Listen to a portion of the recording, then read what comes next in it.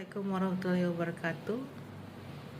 Sebelum melanjutkan pembahasan materi presentasi untuk mata kuliah Micro Teaching by Mr. Irham Asrori SPD, please let me introduce myself. Nama saya Ratu Madinah, biasa dipanggil dengan Ratu. Now I am student at 5th semester University of Pancasarti Bekasi, majoring Teaching of English Department, especially in employee class. Yuk kita saksikan pembahasan tentang micro teaching kuas aku. Pembelajaran adalah inti dari aktivitas pendidikan. Proses belajar mengajar yang saat ini lebih dikenal dengan istilah pembelajaran menjadi salah satu aspek utama penentu kualitas pendidikan. Dalam konteks ini, guru berperan memiliki yang sangat penting dalam proses pembelajaran. Apa aja sih profesionalitas peran guru? Yuk kita saksikan. Pertama, informator. Apa sih informator itu? Yaitu pemberi sumber informasi. Yang kedua, organisator. Fungsinya pengelola kegiatan mengajar.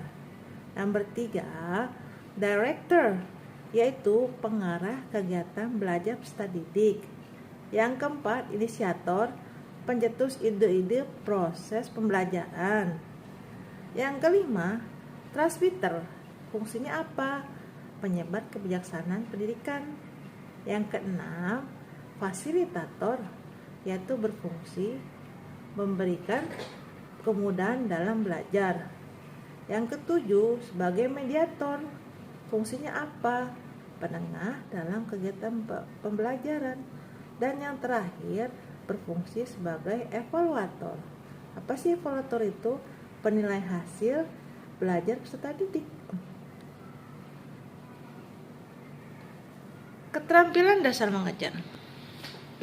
Keterampilan dasar mengajar yaitu pertama, keterampilan membuka dan menutup pelajaran atau set induction and closure.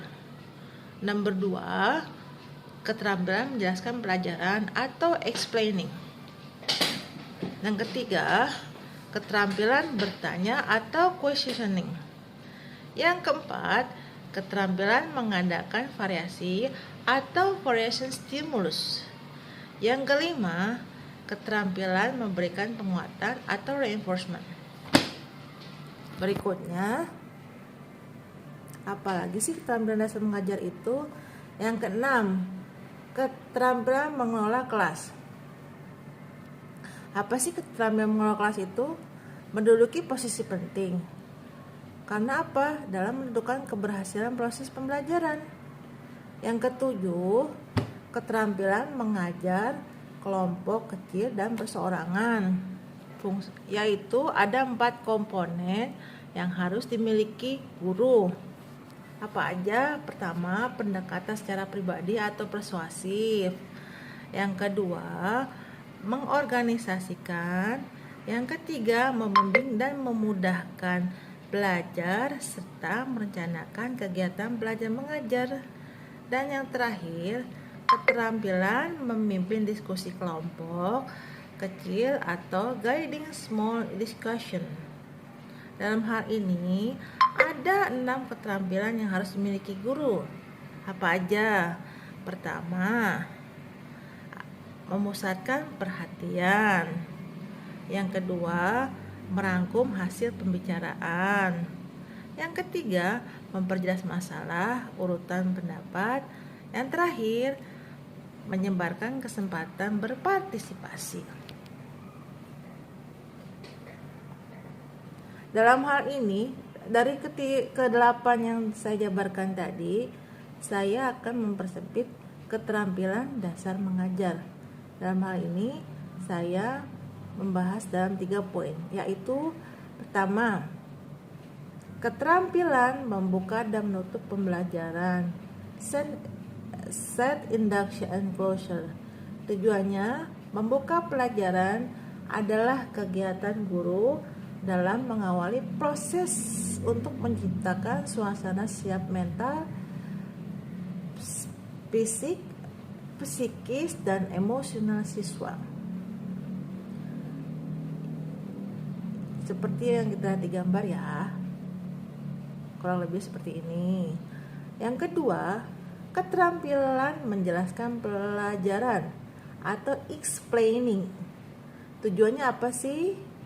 Keterampilan menjelaskan dapat diartikan sebagai penyajian informasi secara lisan yang diorganisasikan secara sistematis. Yang ketiga, keterampilan bertanya atau questioning, yaitu peranan pertanyaan sangat penting dalam menyusun sebuah pengalaman bagi seorang murid. Seperti ini misalnya. Selamat pagi, Assalamualaikum warahmatullahi wabarakatuh. Apa kabar semuanya? Bagaimana hari ini pengalaman kalian? Sudah selesai mengerjakan PR belum? Selanjutnya, saya membahas perihal keterampilan membuka dan menutup pembelajaran atau short induction closure. Caranya, yang pertama, memfokuskan perhatian dan membangkitkan minat siswa. Bagaimana caranya?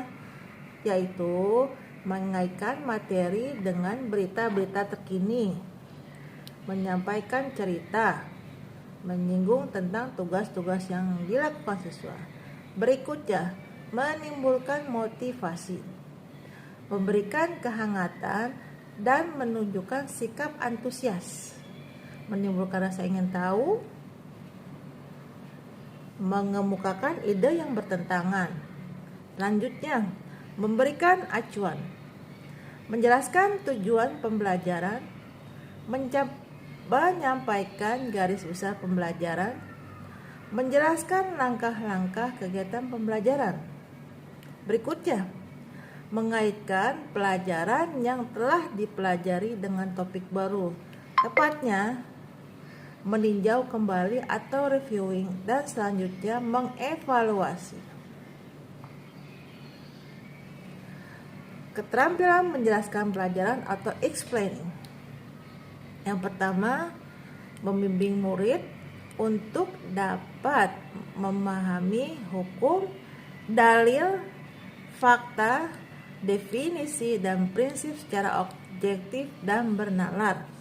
Yang kedua, melibatkan untuk berpikir dengan memecahkan masalah-masalah atau pertanyaan. Yang ketiga, untuk dapat membalikkan dan murid mengenai tingkat pemahamannya dan untuk mengatasi kesalahpahaman mereka. Yang keempat, membimbing murid-murid untuk menghayati dan mendapat proses penalaran dan menggunakan bukti-bukti dalam pemecahan masalah. Berikutnya, yaitu keterampilan bertanya atau questioning. Apa sih questioning itu? Peranan pertanyaan sangat penting dalam menyusun sebuah pengalaman belajar, khususnya bagi murid yang bertujuan untuk membangkitkan minat dan rasa ingin tahu setiap pokok bahasan. Apa aja sih? Dasar-dasarnya itu pertama, keterampilan bertanya dasar melalui pemberi acuan serta pemberian waktu berpikir. Yang kedua, keterampilan bertanya lanjutan. Apa aja itu? Yaitu membentuk pribadi karakternya. Dan sekian penyampaian saya untuk materi ini, khususnya keterampilan dasar mengajar. Semoga bermanfaat. Jangan lupa di-subscribe link aku. Wabillahi taufiq wal hidayah. Wassalamualaikum warahmatullahi wabarakatuh. Bye bye. Saya izin ya, pamit.